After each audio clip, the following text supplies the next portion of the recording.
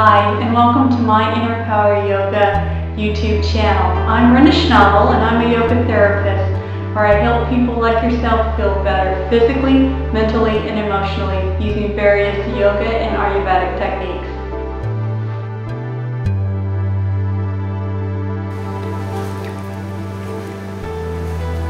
When learning yoga, there are 4 basic positions that you can be in. A standing position, a seated position, a supine position, and a prone position.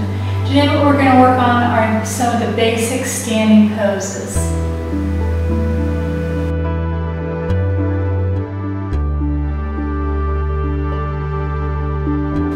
The first pose we're going to do is mountain pose. It's the most important standing pose because it is a foundational pose for all standing poses.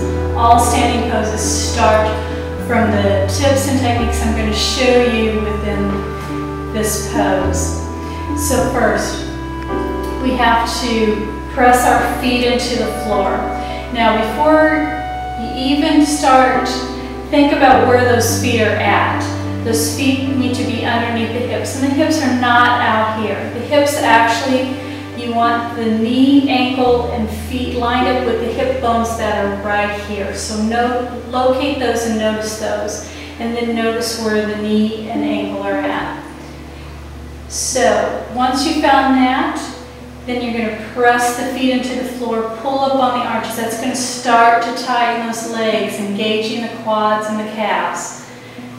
This is what we call grounding the feet into the floor. It's really pressing the feet into the floor. You engage those quads, you tuck that tailbone in. You create space between the belly button and the breastbone. The best way to do that is just place the finger on the belly button and the thumb on the breastbone and just lift up. Already, you're going to start to feel space created in the ribs. Heart is lifted up towards the ceiling. You're going to roll the shoulders up, back, and down, and turn the hands out. We tend to walk with our hands like this, but anatomically, if the muscles are in the right place, your hands are going to want to turn out. Then you bring the chin in just slightly. This should feel comfortable. Kneecaps are pulled up, not pushed back. That's going to lock the knees and hyperflex the knees or hyperextend the knees, and that is not a good thing. So make sure you just pull those kneecaps up. So you're growing down into the floor, growing tall up through the spine and out through the crown of the head. So you're being stretched and pulled in both directions. For mountain pose, our next pose is a forward bend. Now if you have a tight back, you're going to want to bend those knees a little bit. But if you don't, keep the legs just as they are in mountain pose. Pull the belly button in.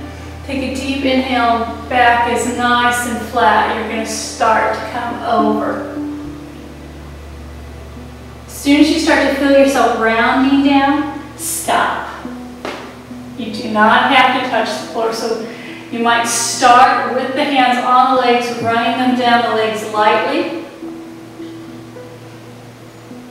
Shoulders have a tendency to want to fall towards the mat. Keep them rolled up and back and down.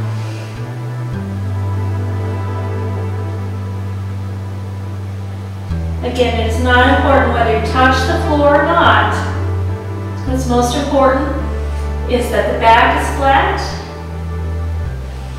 belly button is pulled in.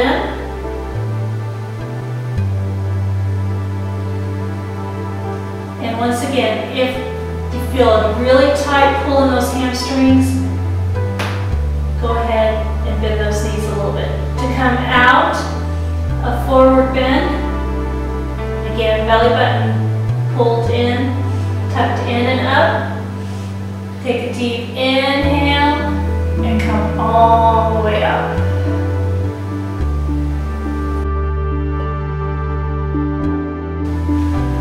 Another basic standing pose is Warrior One.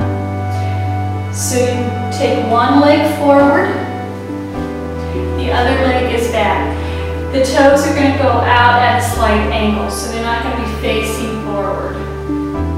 That leg that is in front, you're going to bend that knee. And make sure that that knee does not move in towards the big toe, but it is moving out towards that pinky toe from the hip. So you want to feel the rotation in that leg, in that thigh. That back leg is nice and strong. Just as in mountain pose, the foot is pushed into the floor, which automatically makes that knee begin to straighten out. And you should feel the weight coming out through the outer edges of that foot. If you feel it coming in towards the knee, that is what you don't want to do. So think about, again, just rolling onto that edge of that foot. All right, hips are faced forward. Roll the shoulders back and down. Take a deep inhale, pull in the belly button, and lift the arms up. You're not lifting the shoulders up, you're just lifting the arms up. And then, once you're here, think about growing up from the pubic bone all the way to the collarbone, creating space between those ribs.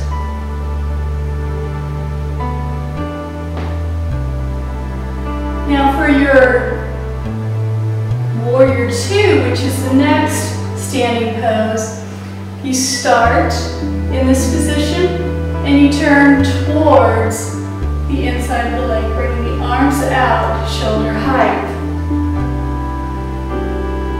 Generally, you look over the middle finger. Shoulder blades are pulled together and back. If you notice your arms are out here or you're leaning forward, just come up and think about where the shoulders are over those hips. In both Warrior One and in Warrior Two position, the feet, you either want the heel of the first foot, the front foot, to be lined up with the middle of the back foot, or heel to heel. Depends on what style of yoga you're doing and what feels best for your knees. That concludes our standing poses for today. Have a wonderful day. Namaste. Thanks so much for visiting my Inner Power Yoga YouTube channel today. I'm Brenda Schnabel, and be sure to follow me on my blog and Facebook page for other tips and techniques.